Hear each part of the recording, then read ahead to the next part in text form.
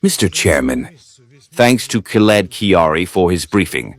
For several months now, the entire world has been witnessing how the United States continues to deliberately escalate tensions around our friendly Venezuela under the pretext of combating drug trafficking and the terrorist threat, while illegally destroying civilian vessels in the Caribbean. At the previous council meeting, we all saw for ourselves that behind this artificial facade lies the goal of building up American military presence and exerting pressure on an independent state whose policies Washington dislikes. It seems the White House has decided to undo the long-standing practice of framing the need to fight terrorism as a justification for blatant aggression and interference in the affairs of sovereign states. This time, the legitimate government of the Bolivarian Republic has been declared a foreign terrorist organization. They are trying to force upon us all the flawed logic that a single decision by the American authorities is enough to transform a sovereign state into a criminal enterprise, and any forceful action against it can now be called a law enforcement operation and defense of national interests.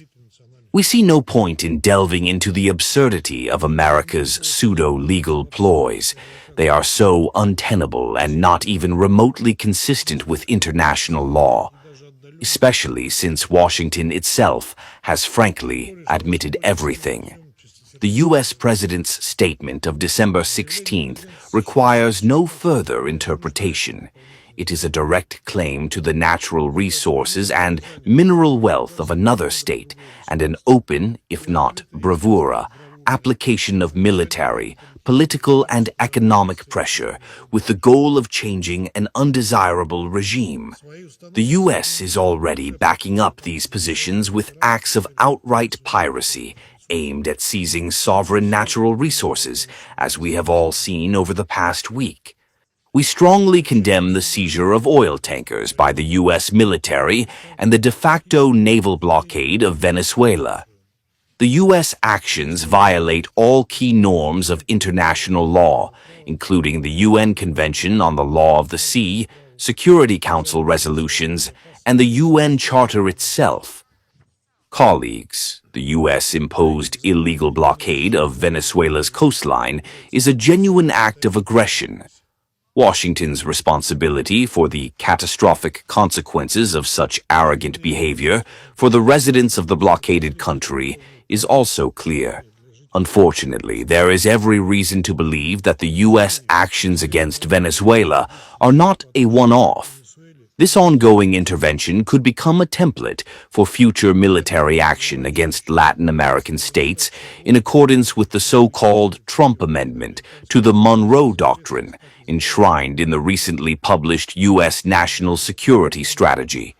This is an unambiguous signal to all countries in the region seeking to chart a sovereign course and independently determine their economic, political, and cultural systems.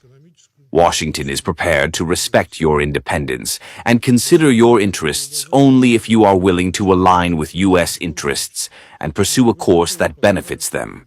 As soon as you attempt to implement something for the benefit of your people, you will be treated the same way as they are now treating Venezuela.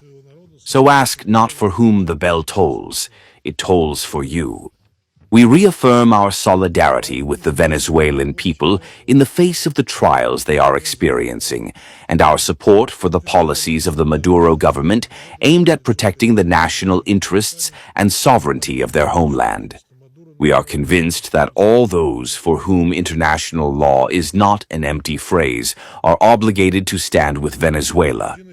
We note that Caracas has consistently demonstrated its willingness to engage in dialogue and cooperation with Washington, both in the areas of effective and coordinated countering drug trafficking, and in the fight against real, not imaginary, terrorism.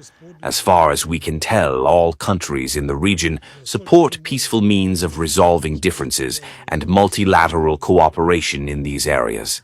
However, Washington refuses to hear or see this, stubbornly continuing its destructive policy, which is fraught with the most serious consequences for the region and the world at large. We regret that the new American administration, while demonstrating sobriety and pragmatism in a number of other crises, remains hostage to the very approaches it itself actively criticizes in Venezuela. We hope that common sense will prevail and that Washington will be able to stop in time and avoid a fatal mistake that will inevitably undermine long-term American national interests. A full-scale armed conflict in Latin America, which remains a zone of peace, is the last thing humanity needs today, a world that President Donald Trump promised to rid of conflict.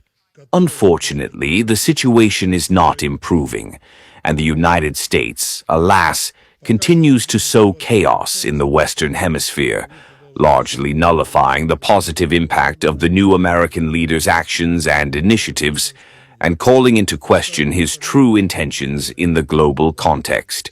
Thank you for your attention.